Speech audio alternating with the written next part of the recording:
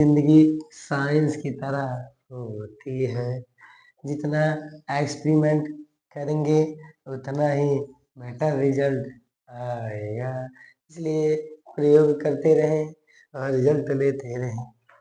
आगे बढ़ते हैं। Fire and ice. Fire means क्या होता है? आग। आइस मीन्स बर्फ। ठीक है। आग लगाते हो और बर्फ से ठंडा करते हो, तो लिखा है आग और बर्फ। Central idea. सेंट्रल आइडिया को हिंदी में क्या कहते हैं? कहते हैं मेरा सेंटर क्या है? केंद्रीय बिंदु। क्या कहते हैं? केंद्रीय बिंदु। लिखो, इंग्लिश भी पढ़ो, हिंदी भी पढ़ो, जो हो सके वो पढ़ो। लिखा है the poet has tried to bring the differences between the fire and ice. कवि ने फायर एंड आइस, आग और बर्फ में तुलना करके बताया है। ठीक है ना? कवि ने आग और बर्फ के बीच अंतर लाने की कोशिश की है। ट्राइड मतलब होता है कोशिश की है। Which represent two different kinds of people, जो कि दो अलग अलग लोगों का प्रतिनिधित्व करता है। अकॉर्डिंग टू द पोएट, कवि के अनुसार the world can Paris. Paris भी होता है खत्म हो जाएगा। डाई, डी आई या रिवन मतलब नष्ट हो जाएगा। By fire and also by ice. कवि के अनुसार दुनिया आग से और बर्फ से भी नष्ट हो सकती है। Thus it can perish twice, one by fire and then by ice. यह दो बार नष्ट हो सकता है, एक तो आग से फिर बर्फ से। ठीक है। आगे द पोएट फील्स, कवि को लगता है that the ice of hatred, जो आइस है वो घृणा का प्रतीक है। ठीक है। As powerful as the fire of desire to bring complete end of this world, कि कवि को लगता है घृणा की बर्फ उतनी ही शक्तिशाली है जितनी इस दुनिया का पूर्ण अंत लाने की इच्छा की आग। ये जो मन की आगे हैं, हवस है, इच्छाएं हैं, लालच है, ये असीमित होती हैं। इनकी कल्पनाएं नहीं की जा सकती। कितनी बढ़ोतरी हो जाए, आज जेब में 1 रुपए है, कल 10 रुपए होने को मांगता है ये पर्स। आज अगर 10 रुपए हो जाए तो कल 0 बढ़वाने का भी मांगता है। अब देखेंगे ये जो पोएम है, पोएम का नेम क्या है बताइए? पोएम का नेम क्या है? पीछे पढ़ाया गया है fire and ice. Fire and ice. इसके राइटर कौन है जल्दी बताओ? रॉबर्ट फ्रॉस्ट है। कौन है? Robert Frost. कौन है बताओ? इसके राइटर कौन है? Robert Frost.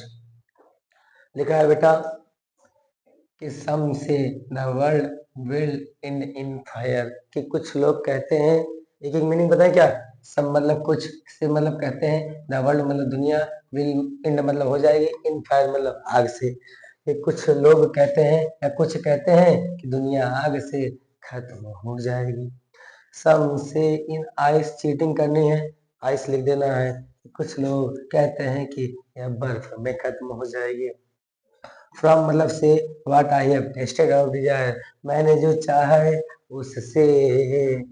I hold with those who favour fire, मैं उन लोगों के साथ हूँ जो आग के पक्षधर है। तो कभी किसके साथ में है? फायर। फायर पुष्पा नहीं, फायर आग वाला है।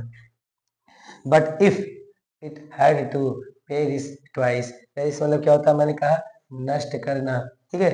लेकिन अगर इसे 2 बार नष्ट करना पड़े, ट्वाइस मतलब होता है 2 बार।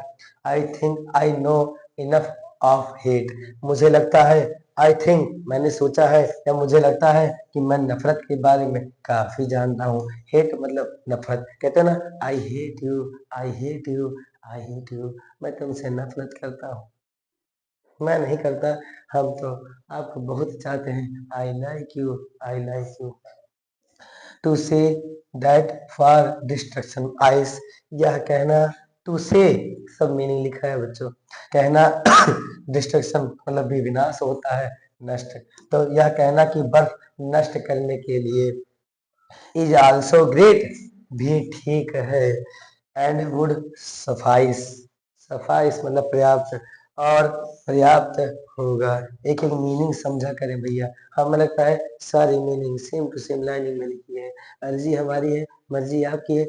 जहाँ ना समझ लगे तो वहाँ बता देना कमेंट में, दोबारा आपको एक वीडियो डाल देंगे। आगे बढ़ते हैं, तो इसीलिए मैंने कहा आप 4 लाइन पोएम भी लर्न कर लीजिए, पेपर में आने की संभावनाएं रहती हैं। सेंट्रल आइडिया पीछे भी बताया गया, वो भी एकदम से याद कर लीजिए। ठीक है, आगे बढ़ते हैं।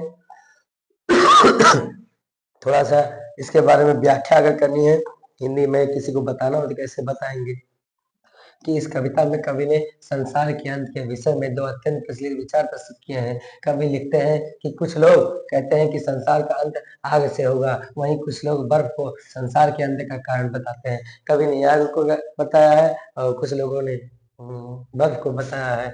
अब यहाँ पर आग और बर्फ दो अलग अलग शब्द हैं, बिल्कुल शब्द है। कवि ने इस कविता में आग की तुलना इच्छा से की है। किससे की है? इच्छा से की है। और बर्फ की तुलना घृणा से की है। इसका मतलब होता है हेट, और डिजायर मतलब क्या था? इच्छा। कवि कहते हैं कि जो लेकिन मैंने जहां तक इच्छा का परीक्षण किया, उसके आधार पर मैं उन लोगों के साथ में हूँ जो आग के पक्ष में है। इच्छाओं लोगों की इच्छाओं का अंत नहीं होता। वो मांगने के बाद भी, पाने के बाद भी और डिमांड करते रहते हैं कि मुझे और कुछ चाहिए। पहले हमारे पास छोटा वाला बोर्ड था, उससे पहले तो कुछ भी नहीं था, छोटा वाला बोर्ड था। उसके बाद बड़ा वाला बोर्ड मंगाया गया, उसके बाद डिजिटल बोर्ड मंगाया गया। और भी कुछ इच्छा है पूरा तो करना ही है, कर डाले कुछ ऐसा दुनिया करना चाहे आपके जैसा। फिर कवि लिखते हैं कि लेकिन अगर यह दो बार नष्ट हो तो मुझे लगता है कि मैं नफरत के बारे में भी काफी जानता हूँ। यह कहना कि बर्फ इस संसार को नष्ट कर सकता है, यह भी ठीक है, सही है। बर्फ भी नष्ट कर सकती है, मतलब घृणा भी नष्ट कर सकती है।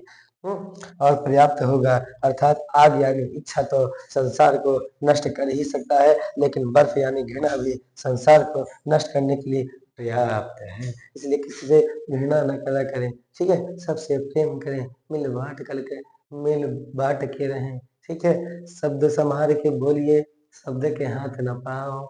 एक शब्द औषधि करे, एक शब्द करे घाव। देखेंगे क्वेश्चन 1 लिखा है कि who is the poet of the poem fire and ice. Fire and ice अभी बताएगा रॉबर्ट फ्रॉस्ट, को लॉक कर लो। पढ़ने की जरूरत भी नहीं पड़ती सही से। Question 2, what does the poet compare fire with? कैसे कंपेयर हो रही है? डिजायर, मतलब मैंने कहा फायर की डिजायर, इच्छाओं से कामना हो रही है। What is the meaning of Paris? मैंने कहा पेरिस की मीनिंग क्या होती है बताओ। ब्लूम तो पढ़े नहीं, राइस पढ़े नहीं, ग्लो पढ़े नहीं, डाई मतलब मरना, मतलब आर यू एन, रोन मतलब नष्ट होना, डिस्ट्रॉय मतलब नष्ट होना। आगे आपके लिए where has he used to personification, किसको संबोधित कर रहा है? फायर एंड आइस के बारे में आपने पढ़ा, लॉक कर दीजिए। A and B. Name the poetic device use in the line, कौन सी ऐसी डिवाइस, मतलब जो कवि के अनुसार लाइन यूज की गई है, वो क्या कहना है उनका? इमेजरी। वो केवल काल्पनिक कर रहा है, कल्पना कर रहा है। What does ice symbolize? Hate and, घृणा का प्रतीक है बर्फ। ऐसे ही अच्छा